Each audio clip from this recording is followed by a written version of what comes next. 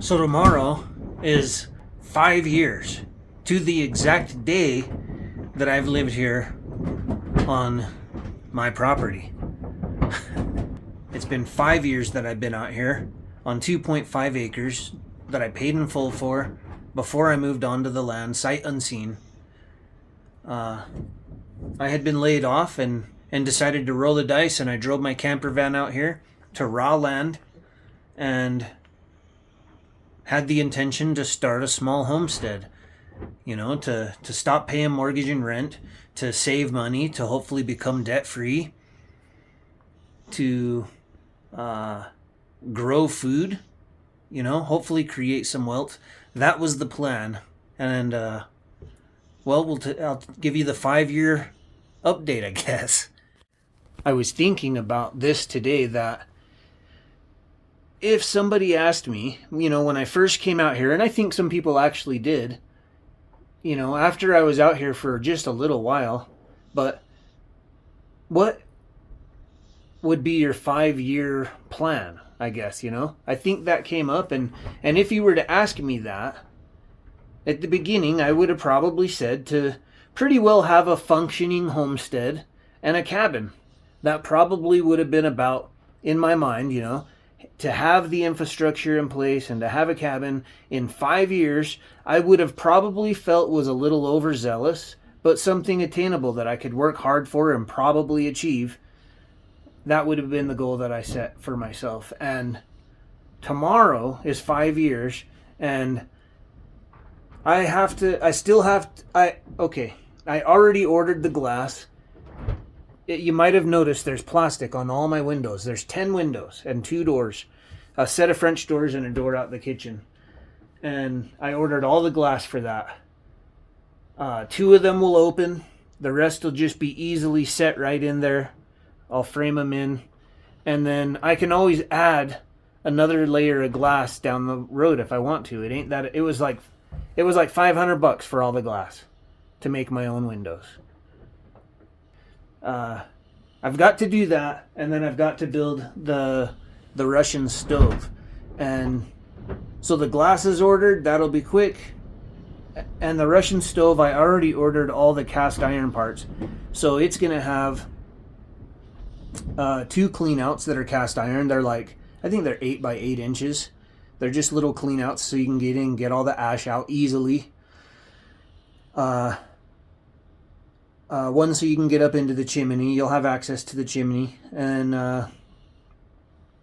then I've got a large,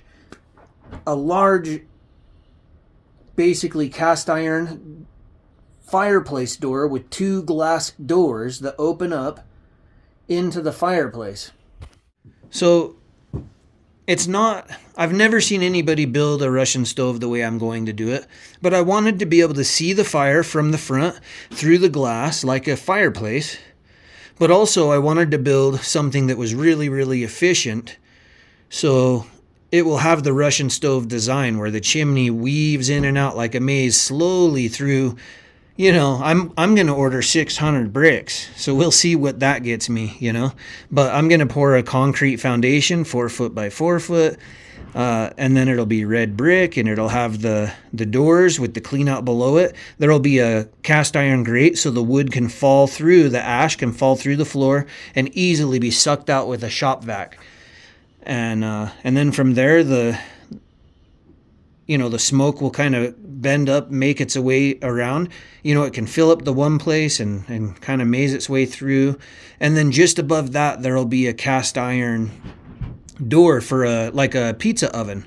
And mostly I'll make bread and pie and things like that. I like to bake almost every day, Living off grid, that's what I do. I only eat flour and meat. Almost all my meat I grow here on the homestead.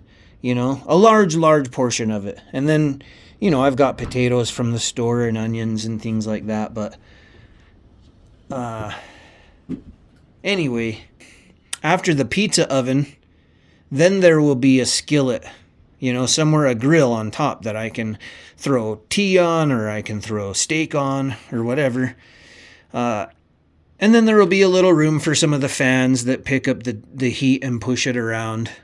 and then it'll go on up to a chimney through my bedroom floor and out the roof. And it'll be, you know, it'll go by my bed. My bed's up there. Me and the dogs sleep up there. And that'll provide us plenty of warmth for this little place. It's about 300 square feet in here.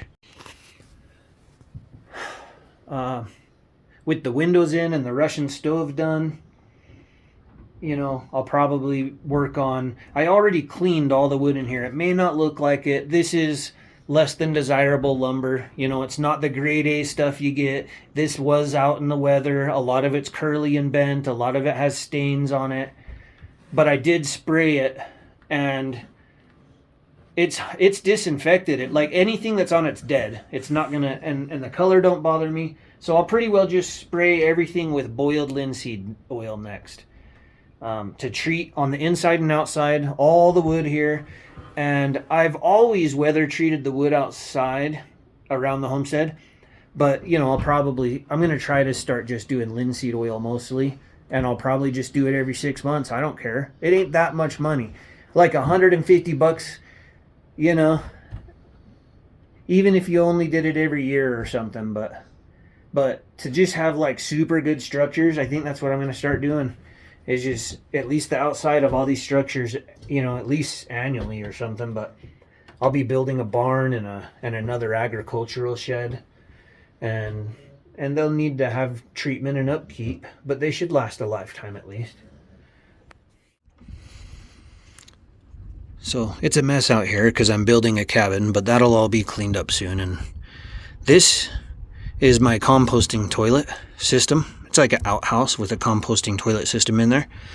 I'm actually going to tear the frame off, leave the toilet system in there, and build about a 10 by 40 agricultural shed here that will also house more nicely, you know, the outhouse.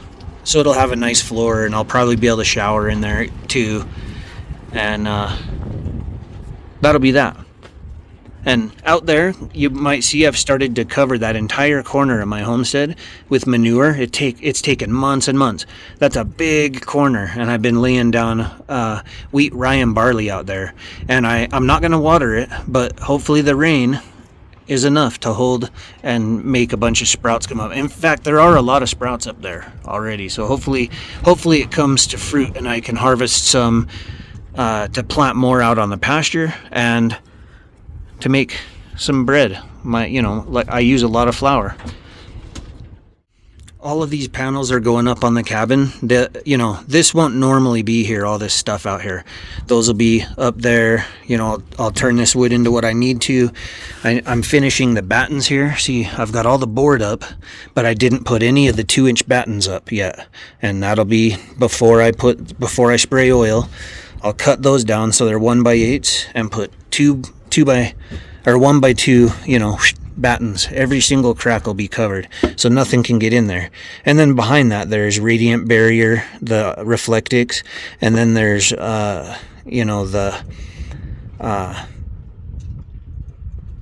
moisture barrier. And then on the other side, that's all the sheathing, the 2x8s that you see. Hold on, I'll show you. See, so I built beam and post walls and then sheathed them with 2x8 and then just covered that up with moisture barrier, insulation, the Reflectix insulation, and then siding.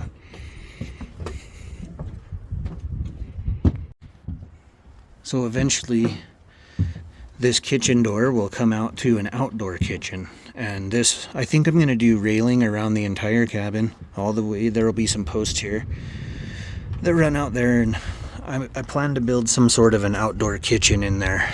I've already got, a homemade barbecuer and smoker. I could probably build a table out there and maybe a fireplace out there eventually. And then this, I want to put a walkway, a bridge that goes out across the top of the pond here. So this is for harvesting water for livestock and gardens. I've never had a system large enough to keep it from getting algae. But soon I'm going to put huge posts in, cover it with a shade cloth, and add an enormous water pump to it.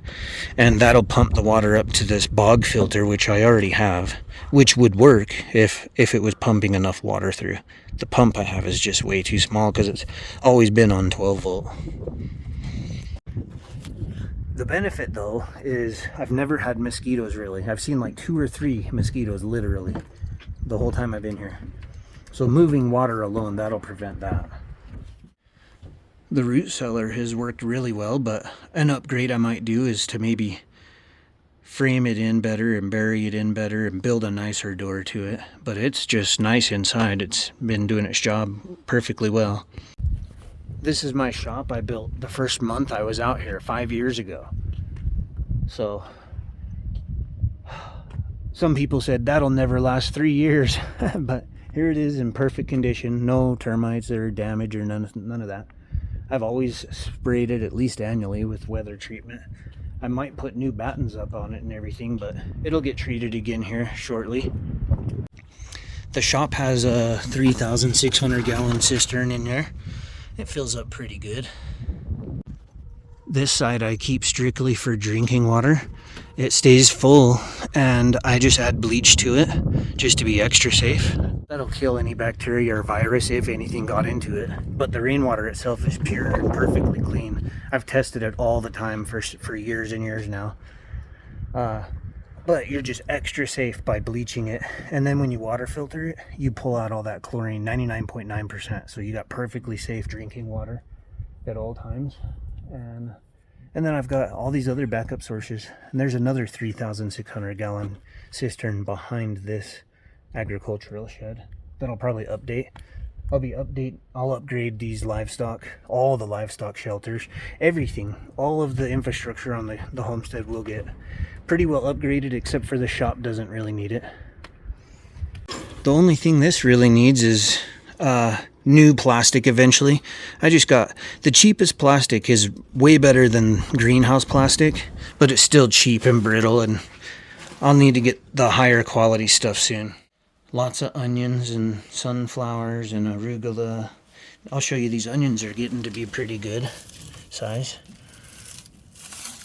Some tomatoes are coming up. Now that I finally have enough solar to power the whole homestead without any problems, you know, I'm gonna clean up the pond and get it running amazingly well. It'll just be no algae in there. It's always, I filled it one time and it just always stays full. Every time that the monsoon comes, it'll rain hard in 1 hour, that thing will fill brim full. And then, it might get to halfway before the next storm. Something like that. So here's a look down here inside the geothermal. This geothermal will need to be rebuilt eventually. But I feel like it served its purpose. I don't even mind. Like, I just didn't have money when I started, and this is done pretty good, but you can see it's not perfect, and now I could afford to actually put in some real big, probably like at least 4x6 posts, and then just a real nice structure over it that's not going to need upgraded for 100 years. And then the higher quality corrugated plastic when I can afford it. So I was in a race to survive when I started, and I just needed somewhere to grow food and stuff. And now I can take my time and get the stuff and do it real good this time, But the garden itself is great, and I'm going to get this up and running perfectly well finally, because I never have had enough solar to really power the aquaponics as strong as it needs to be 24/7, 365, I have had it running like all summer, but couldn't keep it all winter, and now I'll be able to just power everything 24/7, including the geothermal. There's 200 feet of 4-inch hose that's 3 or 4 feet under this ground here that you can see, and that hose just comes up, and there's just a PC fan in it. Just that alone keeps it about 30 degrees warmer when it's cold, or about 30 degrees cooler when it's hot. Pretty close to that. And having 600 gallons of water back here, notice that none of this has got algae in it. It's because it's in the shade all the time. And that's all I got to do over there is put a shade cloth up to keep that thing from getting algae. But this 600 gallons of water is a really great battery that helps regulate the temperature in here too. Raspberry tree is bouncing back. There's a little bit of broccoli and some kale and stuff down here. I did put lemon oil in these, hoping to just catch some wild bees. I do have a bee suit, so even if they're slightly Africanized, I'll figure it out. I'm not growing out here in the garden this year. I learned my lesson, and I want to reserve the water for the gardens this year. I've still been cranking out about 400 pounds of pork on the homestead annually. I try to keep that much for myself, so I have all the meat I need. This was an upgrade. I bought this trailer for $500 in 1960, and then I put on two 6,000 pound rated axles, so it's actually legal and licensed to haul 12,000 pounds, which is pretty good for a little old trailer. So that's another one of those 3,600 gallon cisterns, and I can just pump water over to the horses.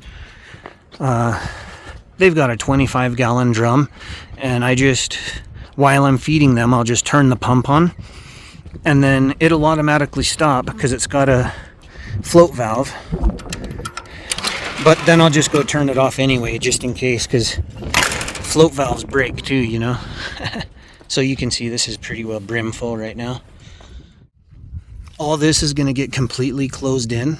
These are the stables. They're two 10 by 10s. The horses never stay in these for longer than a few hours when needed. I seriously just cleaned it out in here, but this adds up pretty quick, and I think of it as gold though. I don't mind cleaning it up, and they do it out here too, and then I put it in a wheelbarrow and haul it over to my new field, and I'm basically regenerating slowly and surely. I plan to do all of it out there, that whole pasture. Oh, and yeah, you know, all this can be upgraded. You know, I might solidify all of the walls in here. I plan to build a barn over here so I can store 10 of the large 1,000-pound bales of hay. I'd like to probably build a structure that's real nice and neat, like basically a shed to store stuff like this. I never keep more than this, and annually I go through it, and if I'm not going to use something, I trash it. I really do a pretty good job of keeping it organized, but I'd like so that you could not see any of that. Horses are out there. I've been working on training them again. I was too busy while I was building the cabin, so I've been in with them almost daily now. All right, so where could I see this going in the near future? Oh, and just a little more backstory, I guess, is, you know, it was rough this was rough. I had no money, guys, very little money. I spent almost all of it just to build the shop when I came out here. It was not a guarantee. I had never seen anybody do this. I didn't model myself after anyone. My grandpa now, when I was a little boy, we spent a lot of time at the cabin, but that was a whole nother animal, you know. It did prepare me immensely. I'm grateful for that. But this is a whole nother thing, you know, I just came out here, I bought the land, came out here with very little, and started a completely new life over, generating 100% of my income from the homestead. And it wasn't easy, you know, but being willing to struggle at first and go without at first afforded me not having to pay rent or mortgage anymore. And so I was able to slowly, you know, save, pay off debts, invest a little bit in myself. I would build a little project when I could, you know. I would pay my credit cards. I started to get a few little credit cards, not a lot really. Seriously, like $1,800 or something. And I would I'd pay them off completely, and then I'd afford myself the, you know, okay, I'm going to build the water tower. And I would build it, and then I would pay it off. You know, and then I would allow myself to do it again, because then I'm being responsible with it. I'm not just frivolously blowing money. I'm investing in myself, in the infrastructure to make sure I had food, water, shelter, you know, greenhouse, chicken coop, agricultural shop. And I know, I'm aware that it's super frugal. That's what this whole thing is frugal off grid. it was the bare minimum that I could do to get by that would actually work. You know? So you could build cheaper, but I built good enough that the wind wouldn't blow it away and whatever. And then now everything can be built like my cabin, which is quite robust. You know, I slowly, you know, I slowly invested in myself and built myself up into a point where I'm making a little bit of money, and I could afford to build this. So I own the land, I own the home outright for the rest of my life. Yeah, I got to pay a little bit of property tax. It's not that big of a deal, you know. It is some places. I know that it is some places. It's not here. It's not bad.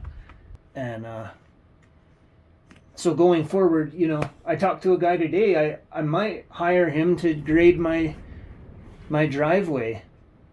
I was always hoping to land to get with a good contracting company and sponsor a video for them, you know, do a video and do my driveway myself or whatever, or they could do it if they wanted to and advertise them, you know, but it just hasn't happened. So maybe I could hire this guy and he comes out and I just want to have him grade the driveway all the way around the loop here, prepare it so that I can throw down probably cinder rock on top. And then I've already hand dug little swells around my homestead. I'd like him to go down and do a bucket scoop. If he had all those cleaned out, at least it'd probably be a pretty big deal for me, because they wouldn't fill as easily with a little bit of dust blowing and stuff. I have to dig these out every year. These swells, they work phenomenally, but I live in the high desert and it's pretty desertous, you know. So they do kind of fill up, and I've always had to clean them out. To get a full backhoe scoop all the way down would probably stay pretty good, you know. And maybe I'll own a tractor by the time I need to do it again if I have to. And so down the road, I'd like to do that. I'd like to fence the entire. I've got the homestead, and then outside of that, the perimeter of the entire property that's the pasture. I'd like to at least fence the entire homestead with a solid wood fence, because it'd keep so much of the wind out. It'd allow me to regenerate the land better inside, which I would start to be able to grow trees and whatever, you know what I mean? And as you can do that, a food forest, and then I could do the same thing, fence the entire pasture out there. So it'd make it easier for me to grow alfalfa inside and so on and so forth, and basically green the desert. I've actually done quite a good job of that, but it takes a long time, and so it might be hard to see, you know. I think some people would be like, oh, it looks like you live in the desert, but the gardens do quite well, though. I think those are probably, you know, plenty of plans to keep me busy for this next year, and I just wanted to update you guys. That's 5 years tomorrow to the day that I've been out here. I'm grateful for all of you guys that have followed me and thumbs up and thumbs down my videos all along, and all the support you guys have given me. And 5 years from now, I'll bet that we got a pretty impressive food forest going. Probably might even have a well by then, but an enormous rain harvesting system, whatever I can legally do, you know. Subscribe if you'd like to follow along and learn more about my build, guys, and I'll catch you on the next one.